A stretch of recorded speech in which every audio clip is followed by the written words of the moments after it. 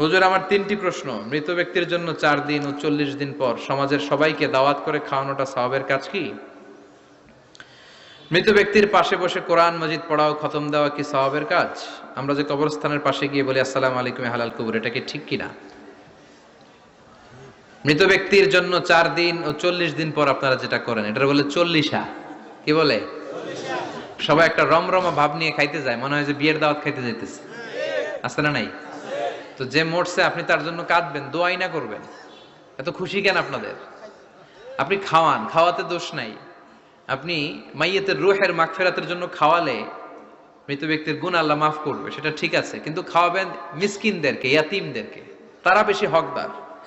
এখন দেখা যায় 40 মিসকিনদের জায়গা কম, এলাকার পয়সাওয়ালা লোকেরা এসে লাইনে বসে থাকে। আমি দেখেছি যেটা, কিন্তু দরকার ছিল, আমার আব্বা মারা গেছে, এই এতিমখানায় আমি একটা গরু দিয়ে দিলাম, ওরা সারা বছর খেতে পায় না, ওরা খাবে, খেয়ে আমার আব্বার জন্য দোয়া করবে, ঠিক কিনা? আর সবচেয়ে বেশি দোয়াটা কবুল হবে আপনার আব্বার জন্য। আপনি যাকে দোয়া করানোর জন্য আনলেন, উনি কি আপনার আব্বার জন্য কাঁদবে? আর কাঁদলেও এই কান্নাতে আন্তরিকতা কতটুকু, এটা প্রশ্নবিদ্ধ। কারণ উনি আমার বাপের লেগে কান্দে, আমারই চোখ দিয়ে পানি বাইরে না, আমার বাপের লেগে। ঘটনাটা এরকম, তাই না? আপনার বাবার জন্য আপনি কাঁদবেন, ভাড়া করে কাউরে এনে কান্না করানোর দরকার নাই। রব্বির হামহুমা কামা রব্বায়ানি সাগীরা, আপনি দোয়া করবেন।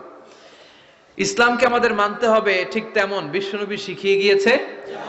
যেমন বিশ্বনবীর জীবদ্দশায় বিশ্বনবী ওনার প্রথম প্রিয়তমা স্ত্রীকে হারালেন, নাম কি?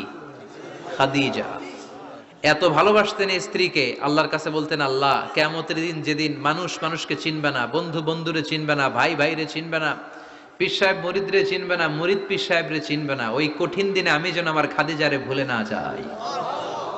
খাদিজাকে কবর দিয়ে বিশ্বনবী দাঁড়িয়ে রইলেন, দাফন দিয়ে দোয়া করলেন, কাঁদলেন, সবাই চলে যায়, বিশ্বনবী যায় না।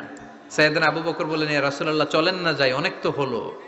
বিশ্বনবী বললেন, তোমার মনে চায় তুমি যাও, আমি বসে থাকবো। আমি এখানে দাঁড়িয়ে খাদিজার কবরের 3টা প্রশ্নের জবাব দিয়ে এরপরে বাড়িতে যাব।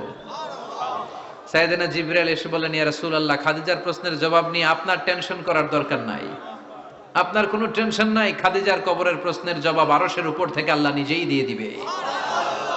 এজন্য মা বাবার জন্য আমরা দোয়া করব, আমরা সাদাকা করব। মৃত ব্যক্তির সামনে বসে কোরআন পড়া যায় কিনা? হ্যাঁ, হাদিসে এসেছে, ইকরাউ আলা মাউতাকুম সূরাতা ইয়াসিন, তোমরা তোমাদের মুমূর্ষ রোগীদের সামনে বসে, মৃত্যু পথযাত্রী এদের সামনে বসে সূরাতু ইয়াসিন তেলাওয়াত করো, তাহলে তার মৃত্যুর কষ্টটারে হালকা করে দিবে কে?